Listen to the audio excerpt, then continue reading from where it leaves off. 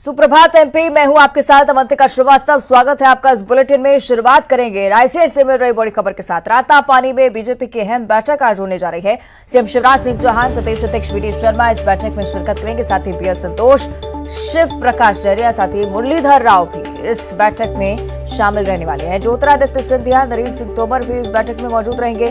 बताया जा रहा है कि मिशन 2023 को लेकर बैठक में रणनीति बनाई जाएगी। कई महत्वपूर्ण चेहरे बीजेपी की अहम बैठक में शामिल होने जा रहे हैं। CM Shivraj Singh Chouhan, V D Sharma, B Santosh, Shiv Prakash, Muralidhar Rao, Jyotiraditya Scindia, साथ ही नरेंद्र सिंह तोमर भी इस बैठक में मौजूद रहेंगे। मिशन 2023 को लेकर फोकस, बैठक में रणनीति तैयार की जाएगी।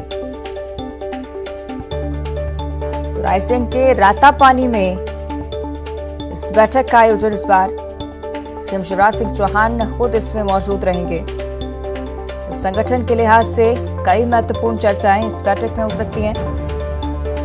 मिशन 2023 पर फोकस।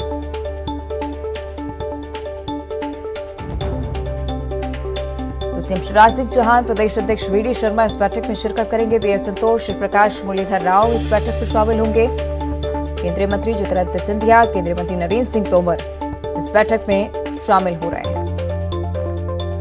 मिशन 2023 को लेकर बैठक में चर्चा होनी है, रणनीति तैयार होनी है। प्राथमिक तौर पर कहा गया, हालांकि बैठक के बाद साफ होगा कि किस तरह की चर्चाएं इसमें हुई हैं। क्योंकि रायसेन के रातापानी में ये बैठक हो रही है, इसलिए निश्चित ही कई महत्वपूर्ण फैसले संगठन के लिहाज से बीजेपी इस बार ले सकती है।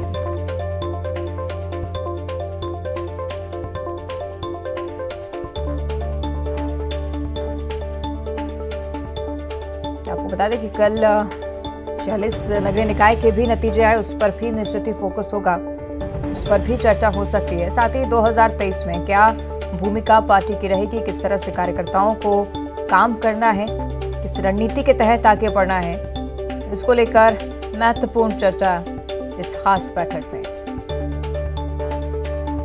तो CM Shivraj, V D Sharma, B Santosh, Shiv Prakash, Muralidhar Rao, ये तमाम बड़े नेता बीजेपी से जुड़े इस बैठक में मौजूद रहेंगे। ज्योतिरादित्य सिंधिया, नरेंद्र सिंह तोमर ये भी इस बैठक में शामिल रहेंगे।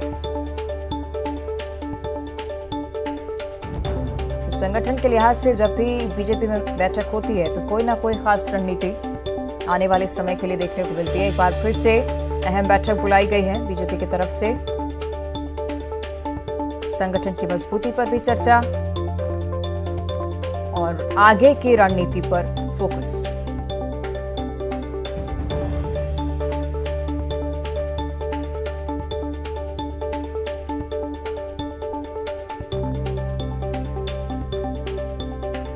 तो मिशन 2023 को लेकर यह बैठक काफी महत्वपूर्ण मानी जा रही है। सीधे रुख करेंगे सहयोगी जितेंद्र शर्मा का, भोपाल से हमारे साथ लाइव जुड़ रहे हैं। जितेंद्र, क्या कुछ जानकारी इस बैठक को लेकर, कितनी खास बैठक?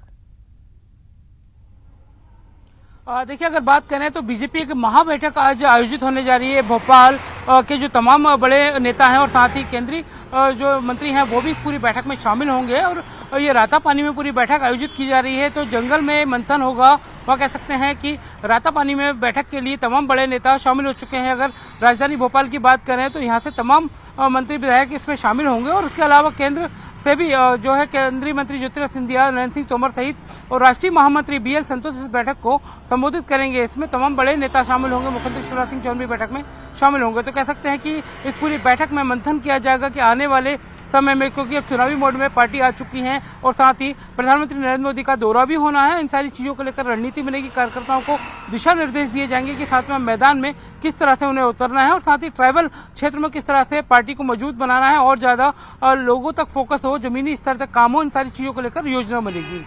ठीक है जितेंद्र, आप बने रहेंगे हमारे साथ, आगे भी आपसे जानकारी लेंगे। तो एक तरफ बीजेपी के महत्वपूर्ण बैठक बुलाई गई है, देखना होगा क्या कुछ इस बैठक में होता है। इस बीच मध्य प्रदेश के लिहाज से काफी खास खबर है। अब मध्य प्रदेश देश का सबसे स्वच्छ राज्य बनेगा। आज दिल्ली में मध्य प्रदेश को सम्मानित किया जाएगा अवार्ड से। बीते साल तीसरे पायदान पर मध्य प्रदेश था, लेकिन इस बार एक बड़ी उपलब्धि प्रदेश के लिए। इंदौर एक बार फिर से देश का सबसे साफ सुथरा शहर और मध्य प्रदेश के लिए बड़ी उपलब्धि है कि देश का सबसे स्वच्छ राज्य मध्य प्रदेश इस बार। आज दिल्ली में मध्य प्रदेश को अवार्ड के जरिए सम्मानित किया जाएगा।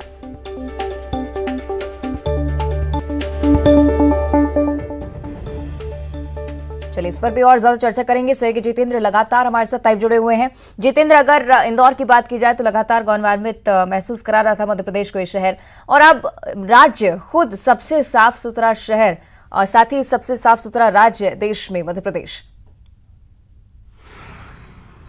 बिल्कुल, अगर बात करें तो पिछले कुछ दिनों की बात करें तो काफी काम हुआ है स्वच्छता को लेकर, और इंदौर और भोपाल ने कहीं न कहीं देश को चौंकाया, क्योंकि इसके पहले अगर बात करें तो राजधानी भोपाल देश की सबसे स्वच्छतम राजधानी में शामिल हुई थी, वहीं इंदौर लगातार नंबर 1 पर बना रहा। अब अगर बात करें तो प्रदेश के और भी कई ऐसे जिले हैं जो इस दौड़ में शामिल हो चुके हैं, प्रदेश के और कई राज्य हैं जो इस दौड़ में शामिल हो चुके हैं। ग्वालियर और उज्जैन अलावा कई जगहों पर लगातार काम हो रहे हैं, और आज जो अवार्ड स्वच्छता का मिलने जा रहा है उसमें कई सारे मध्य प्रदेश के ऐसे जिले हैं जो शामिल हो सकते हैं और इन्हें तमगा मिल सकता है। और उम्मीद जताई जा रही है कि भोपाल भी अगले पायदान पर आगे बढ़ेगा, क्योंकि लगातार भोपाल में स्वच्छता को लेकर कई सारे काम हुए हैं, कई सारे रिकॉर्ड बनाए। अगर पिछले रिकॉर्ड की बात करें तो राजधानी भोपाल में स्वच्छता को लेकर कई नवाचार किए गए हैं, जिसे लेकर मुख्यमंत्री शिवराज सिंह चौहान ने भी तारीफ की है। निश्चित ही। और अगर हम सीएम की बात करते हैं तो राज्य सरकार की तरफ से तो तमाम काम हुए ही हैं जितेंद्र, लेकिन जब जब कोई भी कार्यक्रम होता है तो सफाई कर्मियों को प्राथमिकता देना, ये छोटे छोटे कदम मुझे लगता है कि मध्य प्रदेश को इस पायदान तक लाने के लिए काफी महत्वपूर्ण साबित हुए हैं। बिल्कुल, मुख्यमंत्री शिवराज सिंह चौहान ने इसके पहले जो तमाम नगर निगम के कर्मचारी हैं प्रदेश भर के, उन सारे तमाम कर्मचारियों के पैर भी पूजे थे, उनको सम्मान दिया था, उनका पूरा आभार जताया था कि शहर को साफ रखने में, प्रदेश को साफ रखने में इन्हीं लोगों का, स्वच्छता मित्रों का सहयोग होता है। तो स्वच्छता मित्र सम्मान समारोह का आयोजित किया गया था, जिससे उन्हें बहुत काफी मनोबल मिला था, और इन सारी चीजों से इन्होंने सफाई में दिन रात एक की है। अगर बात करें तो राजधानी भोपाल ने सबको चौंकाया है, क्योंकि काफी काम हुआ है स्वच्छता को लेकर। अब देखने वाली बात है रैंकिंग में जाकर शहर कितना आगे बढ़ पाता, ये अभी कुछ देर में डिक्लेयर हो जाएगा। निश्चित ही। बहुत बहुत धन्यवाद आपका जितेंद्र इस पूरी जानकारी के लिए। एक बड़ी उपलब्धि मध्य प्रदेश के लिए। आगे बढ़ते हैं भोपाल से एक बड़ी जानकारी। कमलनाथ आज दिल्ली जाने वाले हैं। सोनिया गांधी से कमलनाथ मुलाकात करेंगे। पार्टी के बड़े नेताओं से कमलनाथ मिलेंगे और क्या कुछ चर्चा होगी ये मुलाकात के बाद साफ हो पाएगा, क्योंकि बीते दिनों कांग्रेस अध्यक्ष के नॉमिनेशन को लेकर भी लगातार चर्चा हुई। दिग्विजय सिंह ने अपना नाम वापस लिया। इस बीच कमलनाथ का दिल्ली जाना काफी खास इस दौरे को माना जा रहा है। सोनिया गांधी से कमलनाथ मुलाकात कर सकते हैं। पार्टी के बड़े नेताओं से कमलनाथ मिलेंगे। सियासी चर्चा हो सकती है।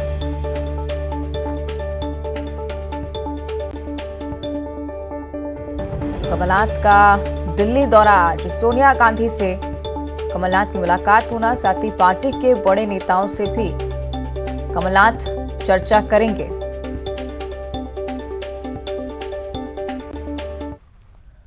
आगे बढ़ते हैं। जबलपुर से बड़ी खबर है। आज सूबे के वकील हड़ताल पर जा रहे हैं। किसी भी कोर्ट में पैरवी नहीं करेंगे वकील। साथ ही वकील की मौत के बाद वकीलों का गुस्सा फूट पड़ा है। स्टेट बार काउंसिल ने हड़ताल का ऐलान कर दिया है। वकील अनुराग साहू की आत्महत्या की जांच की मांग लगातार की जा रही है। कल जबलपुर में वकीलों ने हंगामा किया था और आज हड़ताल का ऐलान हो चुका है। जबलपुर से बड़ी जानकारी। आज किसी भी कोर्ट में वकील पैरवी नहीं करेंगे, क्योंकि स्टेट बार काउंसिल की तरफ से हड़ताल का ऐलान हो चुका है। वकील अनुराग साहू की आत्महत्या की जांच की मांग लगातार की जा रही है। वकीलों ने हंगामा कल किया और आज हड़ताल पर होंगे सारे वकील।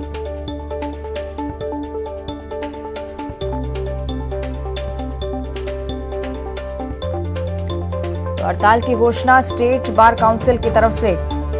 सूबे के तमाम वकील आज हड़ताल करेंगे। पैरवी नहीं की जाएगी किसी भी कोर्ट में वकीलों की तरफ से, क्योंकि अनुराग साहू की आत्महत्या की जांच की मांग वकीलों की तरफ से उठाई जा रही है। कल भी देखिए, तस्वीरें कल की भी दिखा रहे हैं आपको, वकीलों ने किस तरह से यहां पर हंगामा किया और अनुराग साहू के मामले को लेकर लगातार गुस्सा वकीलों में बढ़ता जा रहा है।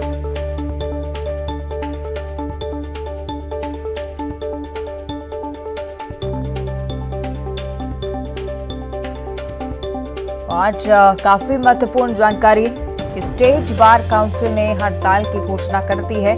किसी भी कोर्ट में वकील पैरवी नहीं करेंगे। आज हड़ताल पर रहेंगे सूबे के वकील। कल जबलपुर में वकीलों ने हंगामा किया था। अनुराग साहू की आत्महत्या को लेकर जांच की मांग वकीलों की तरफ से उठाई जा रही है। कई सवाल खड़े होते हैं अनुराग साहू के इस मामले को लेकर और निष्पक्ष जांच की मांग वकीलों की तरफ से। वकील की मौत के बाद से ही स्टेट बार काउंसिल ने हड़ताल का ऐलान कर दिया। सीधे रुख करेंगे इसे कि प्रतीक अवस्थी के जबलपुर से हमारे साथ लाइव जुड़ रहे हैं। प्रतीक, क्या कुछ जानकारी, क्योंकि स्टेट बार काउंसिल ने ऐलान कर दिया है कि आज कोई काम नहीं होगा।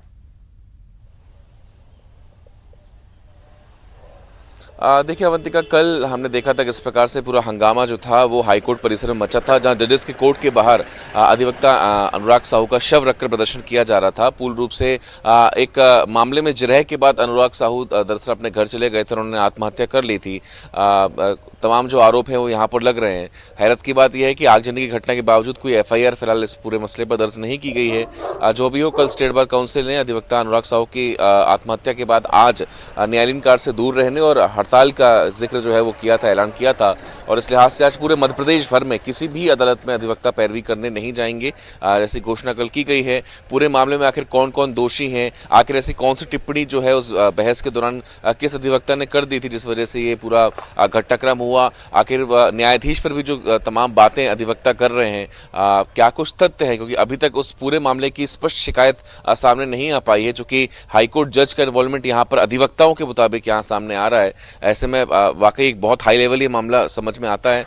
बेशक कार्रवाई की मांग तो की जा रही है, लेकिन स्पष्ट तौर पे शिकायत अब तक सामने नहीं आई कि आखिर क्या और किस पे कार्रवाई होनी चाहिए। बहरहाल जो भी हो, घटना के विरोध में आज प्रदेश भर के वकील जो हैं न्यायालयीन कार्य से दूर रहेंगे, विरक्त रहेंगे और अधिवक्ता अनुराग साहू की आत्महत्या मामले में कार्रवाई की मांग यहाँ पर वो कर रहे हैं। अवंतिका, चलिए बहुत बहुत धन्यवाद आपका प्रतीक इस पूरी जानकारी के लिए। तो वकीलों की तरफ से एक बड़ा आंदोलन, एक ऐलान जिसके तहत आज काम नहीं किया जाएगा। आगे बढ़ते, प्रदेश में बिजली कंपनियों को घाटी से उबारने के लिए सरकार ने योजना तो बनाई, लेकिन इस योजना को किस तरीके से पलीता लगाया गया है इसका खुलासा कैग रिपोर्ट में हो चुका है। साल 2015 से 16 में केंद्र सरकार ने विद्युत वितरण कंपनियों को कर्ज से उबारने के लिए उदय योजना की शुरुआत की। उज्ज्वल डिस्कॉम एश्योरेंस योजना के तहत सरकार को विद्युत वितरण कंपनियों के कुल कर्जे की करीब 75% भरपाई करनी थी और उसके बदले विद्युत वितरण कंपनियों को अपनी हालातों को सुधारना था। लेकिन रिपोर्ट के मुताबिक विद्युत वितरण कंपनियों ने पिछले 5 सालों में अपने घाटे को कम करने के बजाय 17,000 करोड़ रुपए और बढ़ा दिया है। यानी कि 2015 से 16 में 35,000 करोड़ का घाटा था, वो बढ़कर 52,000 करोड़ पर जा पहुंचा है। हमेशा ही पढ़ता है, अभी भी पढ़ रहा है, क्योंकि जो सब्सिडी सरकार से मिलना है या इनको बिजली खरीदी का जो CAG ने बोला है कि बिजली खरीदने में भी अनियमितता है, उस अनियमितताओं को यदि दूर नहीं करेंगे तो बिजली के रेट बढ़ते जाएंगे, जिसका प्रभाव उपभोक्ताओं पर पड़ेगा और प्रदेश में उद्योगों पर सबसे। आगे बढ़ते खास खबर से आपको रूबरू कराएंगे, जिसमें बच्ची के लिए डॉक्टर्स मसीहा बन गए। डॉक्टर्स की सूझबूझ से एक बच्ची की जान बच गई। बच्ची के श्वास नली में हेयर पिन फंस गई थी। एम्स के डॉक्टर्स ने हेयर पिन सकुशल बाहर निकाली और 3 दिनों से एम्स में ये मासूम बच्ची भर्ती थी। बच्ची को सांस लेने में भी काफी तकलीफ हो रही थी। ऑप्टिकल चिमटे की मदद से इस हेयर पिन को बाहर निकाला गया है। तस्वीरें देखिए, बच्ची के गले में ये 4 सेंटीमीटर लंबे हेयर पिन फंसी हुई थी। बच्ची लेकिन अब पूरी तरह से स्वस्थ है। बताया कि इस बच्ची ने 3 दिन पहले एक बाल में लगाने वाले पिन को निगल लिया था।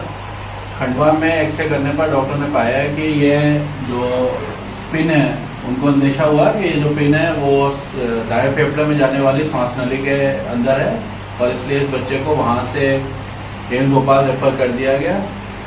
यहाँ पर हमने बच्चे को आज सुबह पूर्ण बेहोशी में ऑपरेशन कर दिया है और ब्रोंकोस्कोपी के माध्यम से एक ऑप्टिकल फॉर्सेप्स होती है, उसके मदद से हमने इस पिन को पूर्णतः सुरक्षित रूप से निकाल लिया है। बच्ची अब पूर्ण रूप से स्वस्थ है और जल्दी अपने घर। और अब बात करेंगे खरगोन की, जहां पर भेकम गांव थाना क्षेत्र में एक महिला ने अपने 2 साल के बच्चे के साथ फांसी लगाकर खुदकुशी कर ली। घटना के वक्त महिला का पति खेत गया हुआ था। मामले की जानकारी मिलते ही पुलिस भी मौके पर पहुंची, मामले की जांच में जुट गई है। कल एक महिला मोनिका नाम की थी, उसने अपनी 2 साल की बच्ची के साथ फांसी लगा ली थी। इस संबंध में अभी जांच की जा रही है और चूंकि वो नवविवाहिता थी, उसकी जांच जो है राजपत्रित अधिकारी द्वारा की जाती है, जो कि हमारे GP महोदय बीकनगांव करेंगे। और अभी तक की जांच में कोई ऐसा कारण निकल के नहीं आया है कि उसने क्यों स्वयं फांसी लगाई व बालिका को भी। ग्वालियर में एक युवती के साथ पिछले 10 सालों से अलग अलग लोगों ने दुष्कर्म किया। पीड़िता ने बताया कि 2013 में पहली बार उसके पड़ोस में रहने वाले एक युवक ने दुष्कर्म किया था। इसके बाद युवक के दोस्त और जीजा ने भी उसके साथ दुष्कर्म किया, उसका वीडियो बना लिया। शादी के बाद भी आरोपी पीड़िता को धमकाकर उसके साथ रेप करता रहा। आखिर में तंग आकर उसने 5 लोगों के खिलाफ FIR दर्ज करवाई है।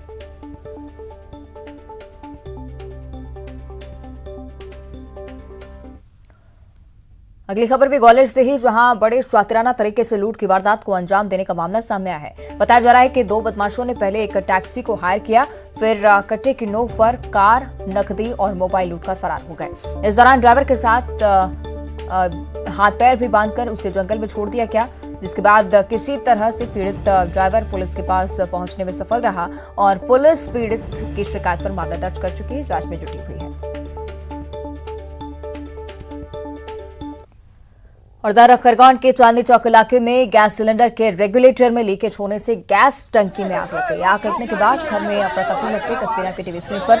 महिलाएं सहित घर में मौजूद लोग बाहर भागे। मौके से फायर को सूचना दी गई। फायर ब्रिगेड की टीम भी मौके पर पहुंच सकती थी और जैसे ही टीम पहुंची उसके पहले ही लोगों ने सूझबूझ दिखाते हुए सिलेंडर को घर से बाहर निकाला। उस दौरान आसपास लोगों की भीड़ लग गई।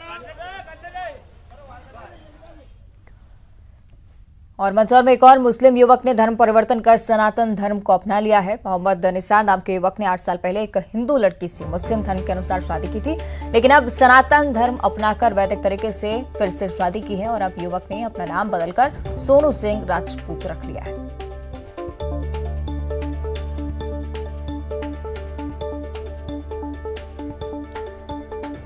और चलिए बात करेंगे शारदीय नवरात्रि के छठे दिन की।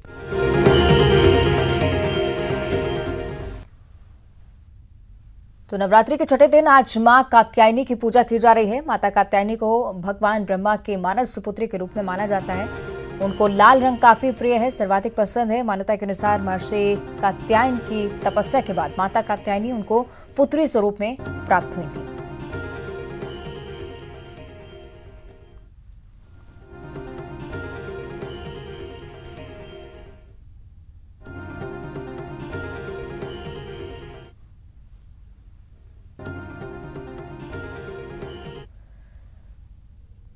तो नवरात्र का आज छठा दिन है और आज के दिन मां कात्यायनी की पूजा की जा रही है। सतना के मैयर से त्रिकूट पर्वत पर विराजमान प्रकट जननी मां शारदा का सुबह कात्यायनी स्वरूप में श्रृंगार किया गया है। माता का श्रृंगार करने के बाद उनकी महाआरती की गई। धार्मिक मान्यता है कि इस दिन मां कात्यायनी की पूजा करने से मनचाहा और सुयोग्य वर मिलता है।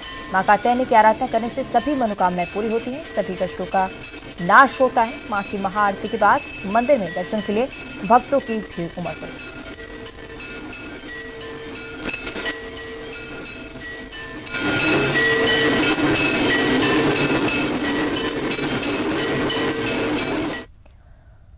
पीएम मोदी की कई खूबियां उन्हें देश ही नहीं बल्कि दुनिया के कई राजनेताओं और राष्ट्रीय अध्यक्षों से अलग बनाती हैं। ये बात पीएम मोदी के अहमदाबाद दौरे के बाद एक बार फिर से सामने आई है।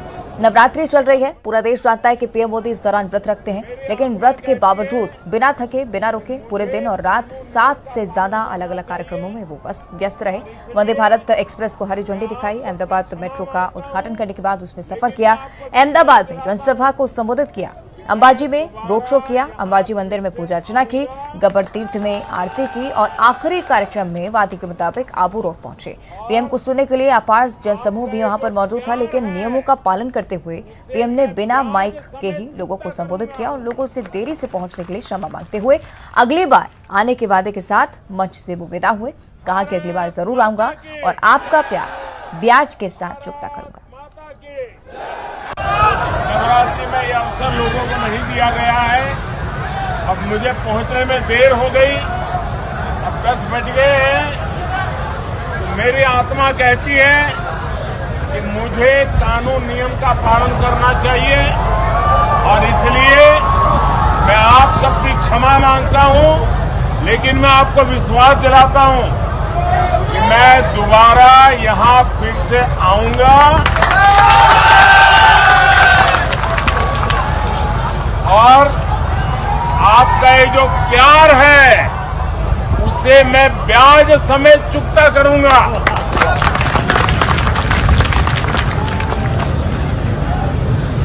भारत माता की, भारत माता की।